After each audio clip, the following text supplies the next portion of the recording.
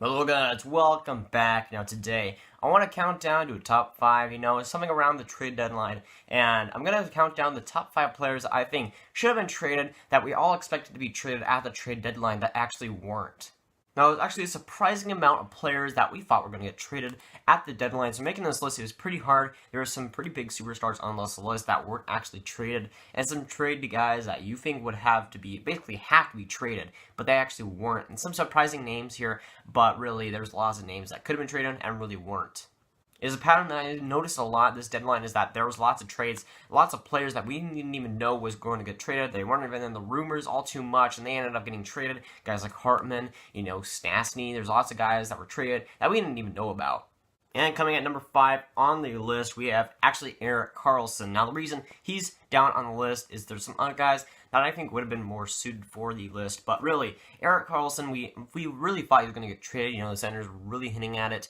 Pierre Dorian was looking to do that. He was looking to shop around Erik Karlsson for basically the whole week now. But the more close we got to the deadline, the more kind of I guess uneasy I got with the Erik Karlsson trade.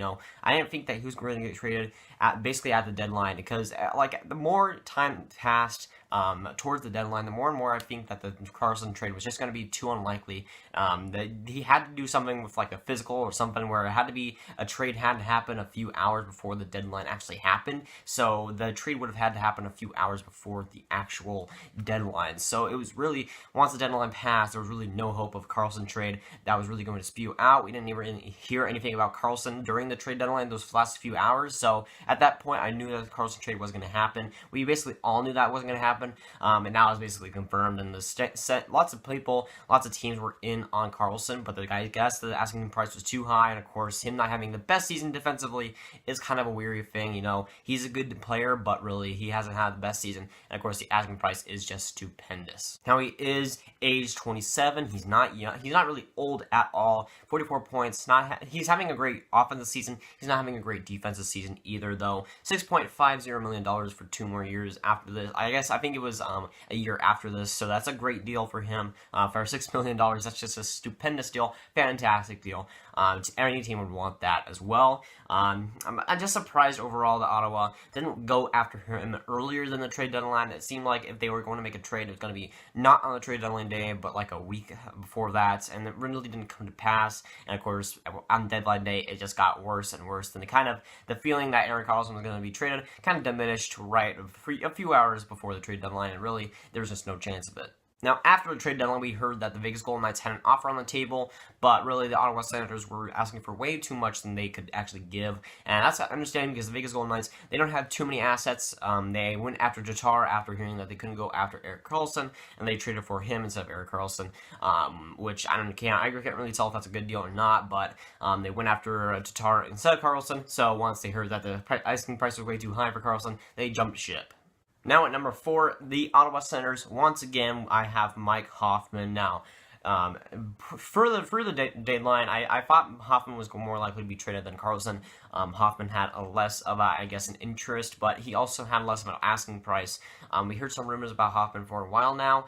He is age 28. He has $5.18 million for 3 years, and that's a great deal. Any team would really want that. He has 42 points, having a good season there. In Ottawa, it's kind of hard to do. Ottawa is struggling, but if you have 42 points on Ottawa, that's still pretty good.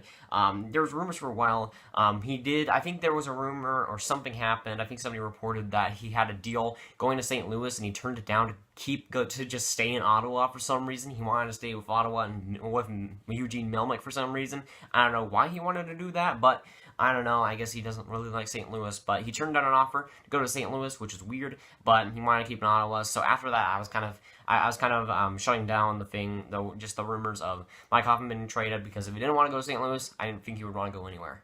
And number 3, I have Max Pacioretty on the Montreal Canadiens. Now, the Canadiens are basically in the dumpster. They're rebuilding, and I thought Pacioretty was going to be the one guy that Montreal was going to trade today, or I guess in the trade deadline. Now, that actually didn't end up happening, and really, there was a few teams that really could have used him. St. Louis could have used him. There's lots of teams that are prime for a guy like him. He has 37 points. He's not really young, but he's not old either. He has $4.50 million for 2 more years, which is just a beautiful deal. A fantastic one. He's a winger. I mean, who really would want that contract and that kind of player? I guess the asking price was too high. Montreal isn't really looking like they're rebuilding, but I guess they're doing it in the standings.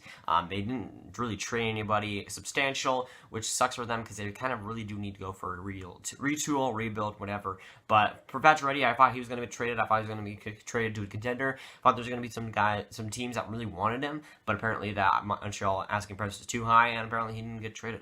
And at number 2, I have Max Domi. Now, the reason he's so high on this list is Arizona was really shopping him a couple of weeks ago, and I really thought that he was going to be one of the guys traded. Now, I never understood why Arizona was going to trade him. Never understood the rumors of why Arizona wanted to trade him. He's 22 years old. He's doing decent. He has a winger, 27 points. He's not doing fantastic for the Arizona Coyotes, but he's not doing bad at all for the team that he's on. He's a good player. He's young. I don't know why Arizona wanted to trade him in the first place, why he was even in the rumors, but he actually didn't get traded at the deadline. He didn't get traded at all, and Arizona making a good decision there. He's an RFA. He's going to get around, it's like $3-4 million in the offseason.